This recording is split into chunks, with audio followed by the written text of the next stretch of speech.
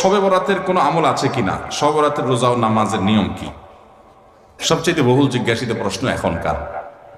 শবে বরাত আসছে, যেটাকে আসলে হাদিসের ভাষ্যে বলা হয়েছে মধ্য শাবানের রাত, শবে বরাত না, এটার হাদিসের ভাষ্যের নাম কি?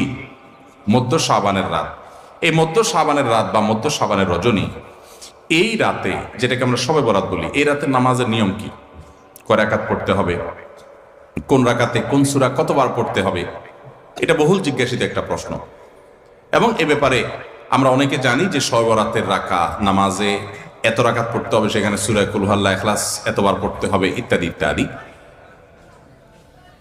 লাইলাতুল কদর ছাড়া অন্য যে সমস্ত রাতের ফজিলত আছে, এর মধ্যে 10টা রাতের কথা আল্লাহ তাআলা শপথ করেছেন, ওয়াল ফাজরি ওয়া লায়ালিন আশর। সে 10টা রাত হলো জিলহজের প্রথম দশক।